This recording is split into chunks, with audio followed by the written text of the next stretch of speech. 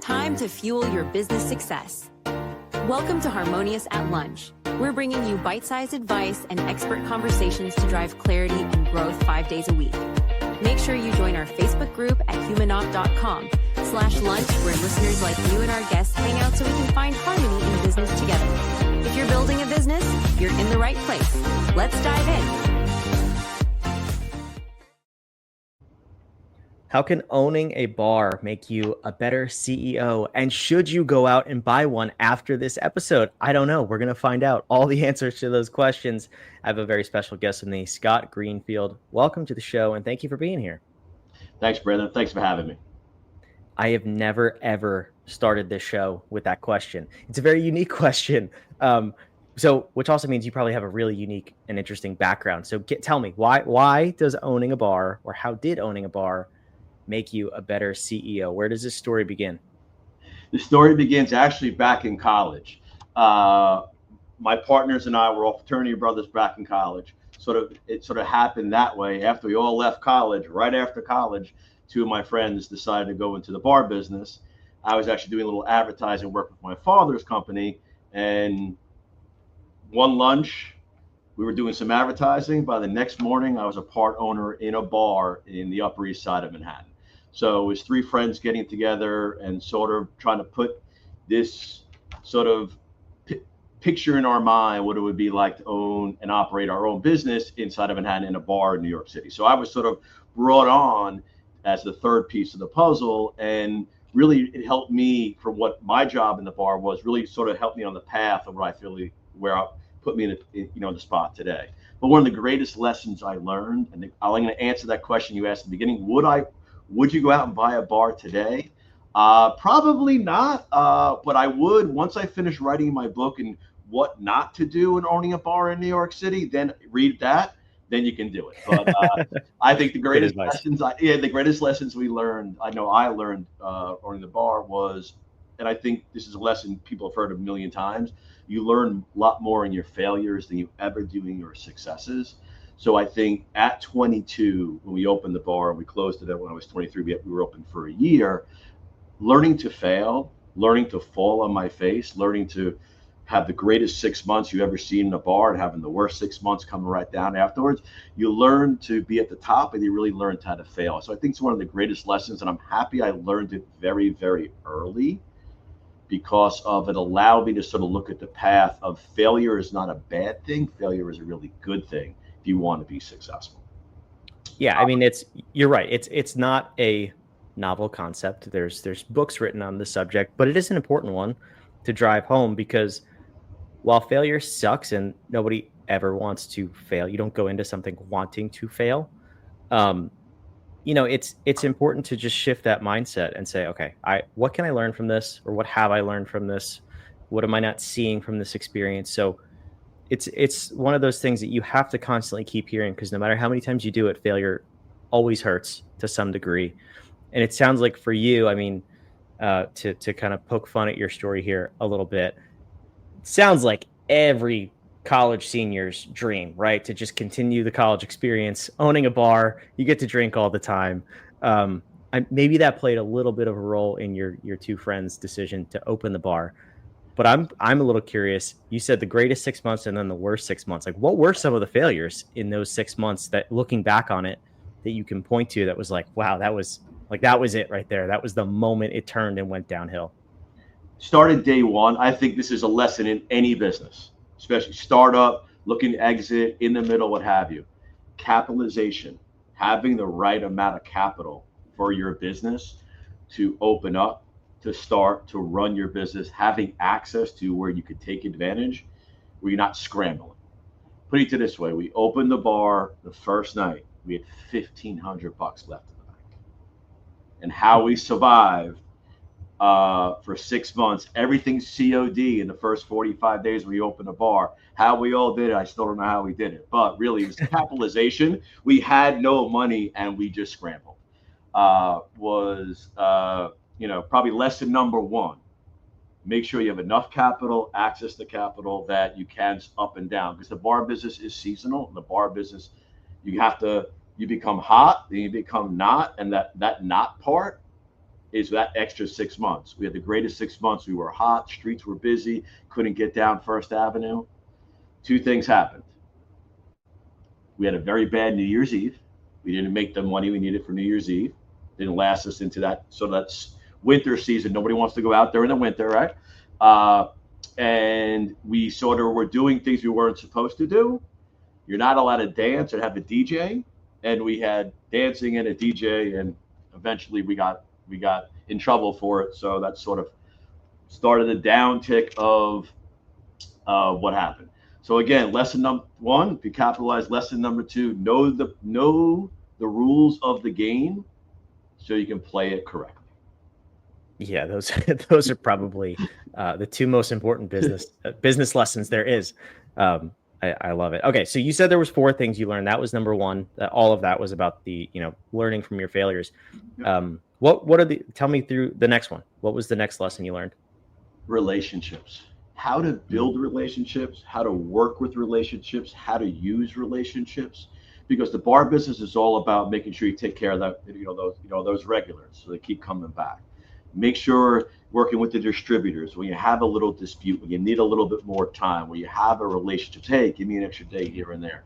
Having that ability of working with your store owners next to you when you were busy, to making sure they're okay, really allowing you to build a business network and how to work with people. I think that's a lesson that's harder today to learn, being in the digital world, but I think truly allowed me to grow as a young, excuse my language, cocky 22-year-old coming out of college into becoming out of there where I realized that relationships were very important pieces of success, and collecting relationships in a good way would pay dividends in the future. Don't know when or how, but would. Yeah, that's an interesting one for me because, I owned a business at a young age as well, ended up growing it successfully and selling it. Still learned a lot, but relationships was one of those things that I really began to understand the importance of when I needed favors called in. And it's you don't realize you need something until you really need it in most cases. And to this day, I approach most relationships with a serve first mentality.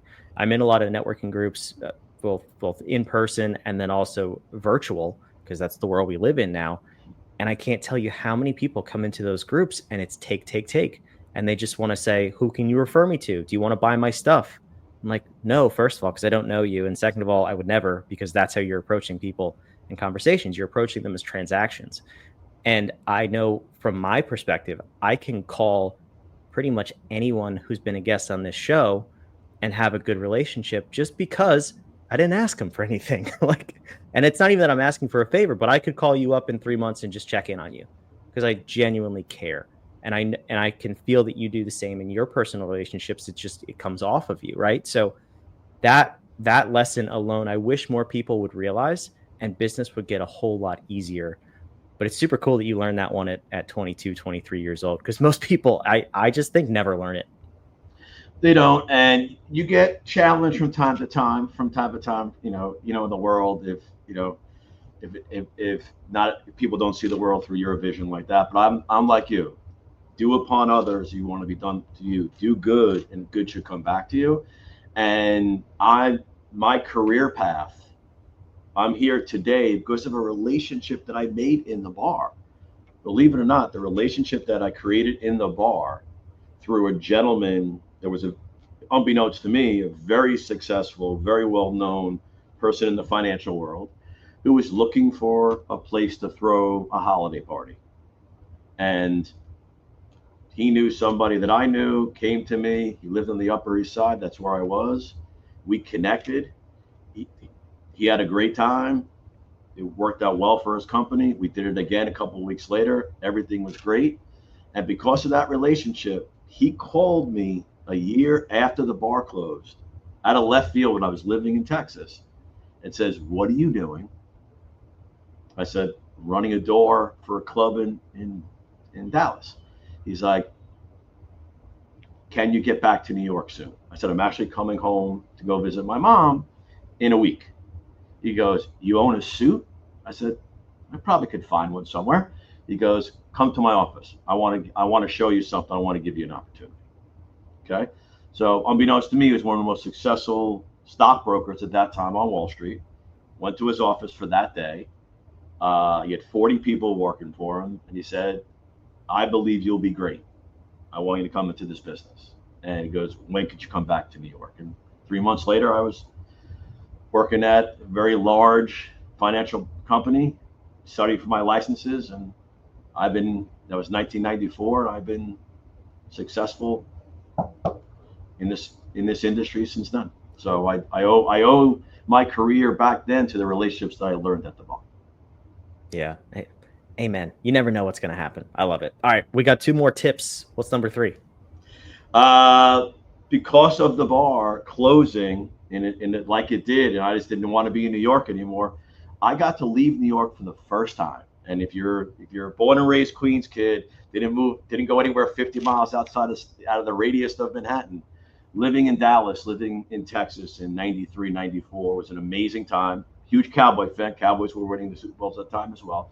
But Can really you say that in New York? Are you okay right now? I'm okay right now. I grew up in the 70s. I'm a Tony Dorsett fan. I'm okay with that. But living in Dallas, as that city was growing, learning just the different worlds outside of New York, I think allowed me to become even better at relationships, connections, which made me a better person when it came to more developed. So learning how people live, learning a different state, learning a different culture was really, for me, it was one of the best life lessons, was living down there. And when I came back to New York, I think I came back as a different person with much more, I hate to say worldly, because I was only moving in Texas, but different from, not as sheltered as being in New York my whole life. And I thought it allowed me to come back. And when I started doing my business in finance, I started having clients from around the country. I think it allowed me to have different conversations and different experiences, which allowed me to connect with people from different parts of the country that I don't know I could have if I didn't have the experience of living outside New York like I did. Yeah, I shared before we started recording. I grew up in that area, Central Jersey, lived there for most of my life and moved out 2 years ago. My family, my wife's family is still up there. And yes, there is a whole world outside of Manhattan and Long Island. For those of you who don't know that, it's a big world. It's great. You should come see it. It's amazing. Like Scott said. But yeah, if someone's listening to this, please reach out to Scott, because he said publicly he likes the Cowboys as a New Yorker on this show. So someone go check on him, please, as you're hearing this episode. So Scott, that's a huge lesson too. And it's one of those things that even if it's traveling, like I've learned that I love traveling. So even when I was living up there, I went to see mostly this country, but different cultures within the country. I went internationally a few times, and it really does change your perspective on no matter where you're from. I mean, you could be from San Francisco, but if you never leave, you're going to be so sheltered, like you said. You got to get out and see the world, and it's not enough to do it virtually and just connect with people elsewhere. You have to really immerse yourself in that culture, in that location. So that's a tip that I wish I knew younger in life, because it definitely, I don't know that I would have stayed in Jersey that long, or as long as I did. And I probably would have had so much different life and business experience moving out at a younger age. So it's a cool tip from you there. But we got to wrap this episode up. Last tip, last learning from owning a bar. What was number 4 for you? I don't want to fail again. Failure was hard. It was a great lesson, but I really learned that I will fail again. I know that, but I looked at it in the aspect of opportunity. I never wanted an opportunity. Did I take advantage of the opportunity in the bar like I should have? No way. I was 22. I was young, didn't see the world through the lenses I see, that the old Monday morning quarterback, right? Talk about football again, right? Wish I had those. I never wanted to waste the opportunity that was ever in front of me again. And that's the lesson I learned. The bar was such an opportunity that if I would have done this right, would I have done that right? Maybe. But if I would have given it my 190%, as I do today in everything I do with my family, my business, and what have you, don't know where I probably maybe still could have been in the bar business or the restaurant business. I never wanted to have that what if again if I didn't take care of that opportunity, or I didn't take advantage of that opportunity. So that's like more of a life lessons that I try to teach my children is you will fail and we will always be there to pick you up, but never not try to get that opportunity. If you have that opportunity, really try to grab it and do whatever you can. If you fail, but give it 190%, it will never be a lesson lost. It will be a lesson earned. You go on to the next adventure. Yeah, there's a lot of wisdom in what you just said too. And one of the things I always tell our team is I take away the word loss. I say W's and L's, wins and learns, because if you, like you said, if you give it 100%, if you know that you gave it everything, it's really not failure. It's only when you give up or you don't try as hard as you personally can that it's truly a failure. And some things, if you don't want to give it 100%, maybe you shouldn't be doing it anyway. Like that should be a telltale sign. But if you feel called to something, if you want to succeed at something and you give it everything and it still doesn't work, that's okay. That's, like you say, lesson earned. I love how you put that there. So that's something that it's a really good lesson. Again, something I wish I learned personally way earlier in life, because it would just change the trajectory of all of the learns along the way. So Scott, I appreciate you being here. This is a good conversation. It's a good reminder too, is, it's a challenging landscape of business out there for a lot of people right now. And we have to keep this stuff in mind, because this is the conversation that we need to have to continue to move forward in our business, in our personal lives. And it's these little reminders that, okay, it's not all hope is lost because something's not going my way. We can get through this. We can make changes. We can learn from this. And I love having these conversations on this show. Where can the listeners go and learn more about you and how you can continue to help them? Please visit our website, fifthavenuefinancial.com. My real passion in the world is what we're doing in the autism community. So please go visit golongforluke.org. It's our charity. We're trying to raise awareness for kids with autism. I have a soon to be 21-year-old autistic son in 2 weeks. So please visit that site as well. But, again, one last lesson I would learn is, no matter what you do, no matter what you do in business or in your personal life, bring the passion. You bring the passion, you cannot fail. Amen to that. Scott, thanks so much for being here.